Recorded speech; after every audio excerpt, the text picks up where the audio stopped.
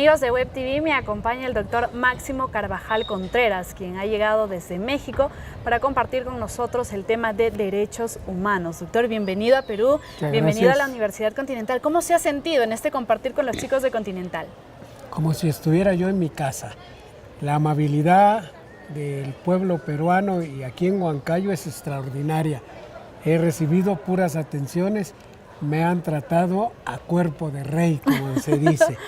Muy bien, hoy usted ha tocado un tema muy importante que ya existe en realidad, el tema de los derechos humanos. Hemos hablado un poco de la evolución, también desde el nacimiento de esta materia. Coméntenos al respecto.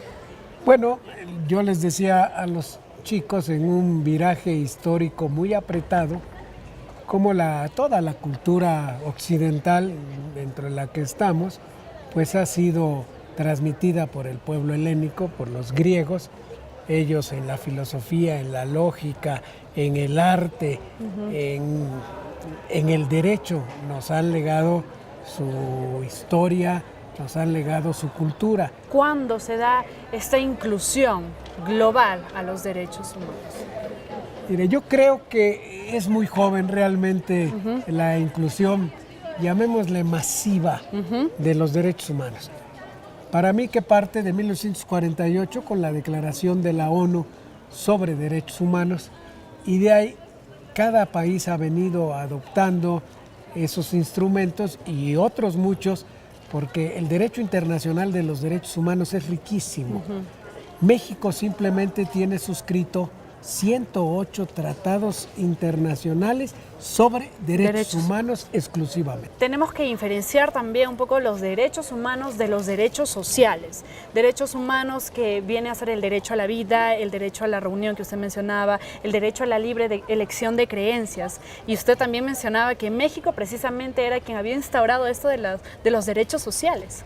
Bueno, dentro de los derechos humanos les comentaba yo las 3 generaciones que los tratadistas establecen como una forma doctrinaria. Una generación son todos los derechos individuales, los inherentes, los propios de una persona, como es el derecho a la vida, a la libertad, al tránsito, a la expresión, a la religión que más le acomode, a la ideología, etcétera, ¿no? Y después, efectivamente, la otra generación, que son derechos exclusivamente de carácter social. Como la educación. Como la educación, como el trabajo, como la propiedad comunal, la propiedad con un contenido social. Y les decía yo que sí, los mexicanos, y lo reitero para este canal de televisión, los mexicanos tenemos el orgullo de que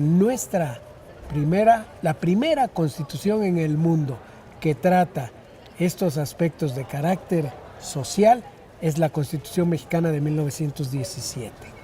Y algo que me pareció muy importante es que, si bien es cierto, la ley establece las normas que se debe seguir, también debería considerar cuáles son las consecuencias de acciones negativas y cómo proteger, ¿no?, a los ciudadanos. En el Perú nada más tenemos algo de 3.125 leyes, entonces, ¿quién garantiza que de verdad se estén cumpliendo? Bueno, la situación aquí, tenemos una Defensoría del Pueblo, ese es el nombre hermosísimo que tiene la oficina del Ombudsman en el Perú. Esa oficina lo que tiene como competencia es el cuidado y la protección de las violaciones a los derechos fundamentales.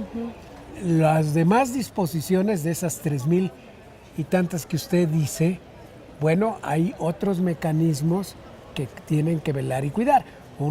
El más importante que aplica y dirime todas las controversias aplicando las disposiciones es el Poder Judicial de este país, desde luego. Y lamentablemente en nuestro país, decíamos reiteradas veces, justicia es la palabra que más se pronuncia, que más se clama, pero que menos se atiende. La globalización del mundo está permitiendo un conocimiento muy claro de lo que está sucediendo en cualquier parte del mundo. Y desde luego no escapan los derechos sociales, los derechos culturales, a esta globalización y a este conocimiento permanente que se tiene cuando está sucediendo una violación, un problema ecológico, por ejemplo, que es un derecho de tercera generación, como lo explicábamos, que es un derecho colectivo, un derecho difuso, pues se conoce, se sabe, y desde luego que tiene una reacción. Y ahora estos medios de comunicación a través de internet, a través de los medios masivos en general. Los medios masivos electrónicos, sobre todo, pues son una caja de resonancia para todas estas violaciones o falta de atenciones, porque no siempre son violaciones a derechos que incumben a toda la humanidad. Finalmente, doctor Carvajal, ¿qué desafíos les esperan a los nuevos profesionales en el campo del derecho? Bueno, yo creo que hay grandes desafíos y depende en que podamos paliar esos grandes desafíos con una muy buena educación. La base que yo encuentro, y no nomás me estoy dirigiendo a los que estudian Derecho, yo creo que la base del desarrollo de la humanidad está en tener una buena educación.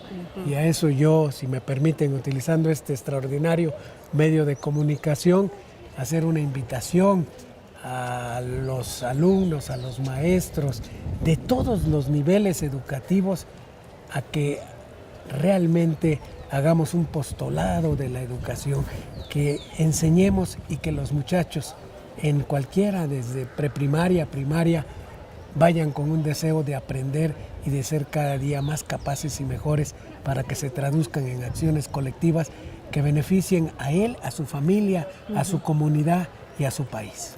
Muy importante entonces las palabras del doctor Máximo Carvajal, quien además ha sido distinguido hoy como profesor honorario de la Universidad Continental. Muchas gracias. Felicitaciones y lo esperamos en una nueva oportunidad. Muchísimas gracias. Aquí estaré cuando me inviten. Muchísimas gracias.